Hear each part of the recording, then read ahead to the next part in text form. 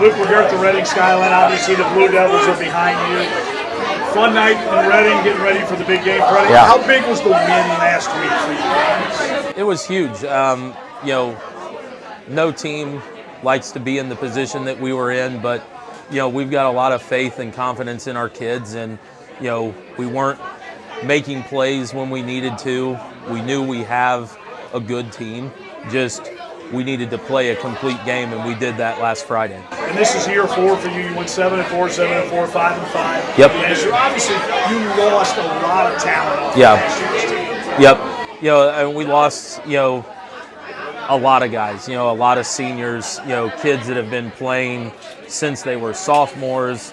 And, we have a fresh new group of guys that kind of were behind them for a while, and now it's their turn to be the guy. And, we're still learning a little bit, but, the good part about our team is we've got a resilient group of guys, young group of guys, that want to come to practice. They want to get better. They're energetic. So like today, we had a really good practice.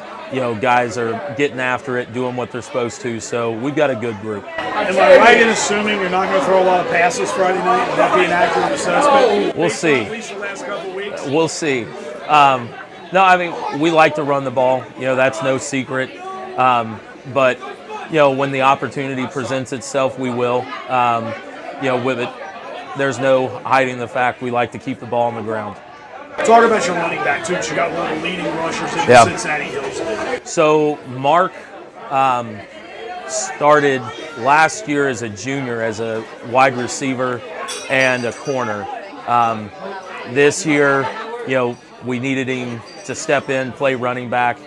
Played it when he was younger, but over the last several years, he's been a receiver, been a corner, has stepped in and has done a great job. So, Mark's a tough kid. He's a smart kid. He understands our offense and the things that we like to do, and he's a good fit. What do you have to do against Taylor? I mean, they're obviously a team coming off a great year. Yep. Just a couple guys like everybody. Yep.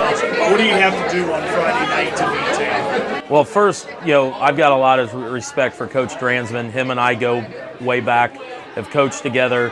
I've coached with other guys on his staff and actually coached some of the guys that are on his staff. So nothing but respect for Coach Dransman and their kids. They have a good program. They're tough. We've got to worry more about ourselves and what we need to do to be successful.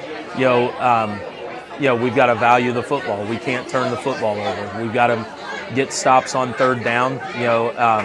And I think a big key, especially in high school football, is success on special teams.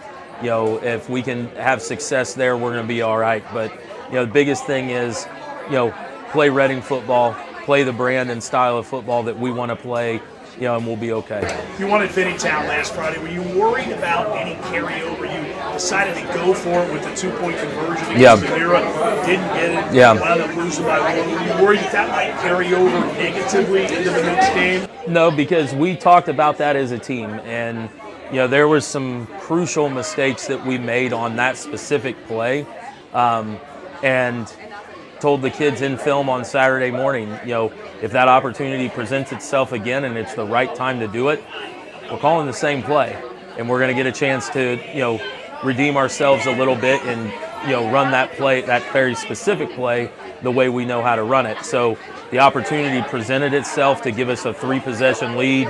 Looked at the kids and they said, "Let's do it." It's time to make up for last week. So ran the same exact play, executed it well, and got the 2 points. Big game Friday night, part of the Skyline Chili Crosstown Showdown, and also Tony Pike, a guy who's a Reading legend. Finally getting into the UC Athletics Hall of Fame. How cool would that be, having Tony as your honorary captain and talking to the team? Tony and I talked a little bit this past summer at the Reading Booster Golf outing, and Tony's a great guy. He represents Reading so well, and we're really proud of him. We're proud to say that he's from Reading.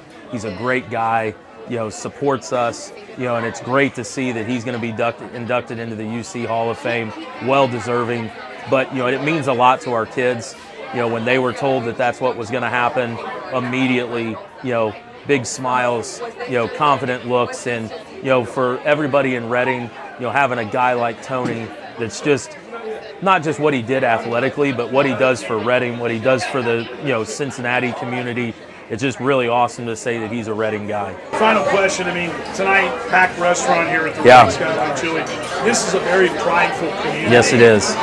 What's it like coaching and having a team and playing in a community like Reading? Well, I'm fortunate. My wife is a Reading grad. She teaches at Reading. She's actively involved in the boosters. My sons go to Reading. I now have a grad from Reading. And it's really, just a great community feel.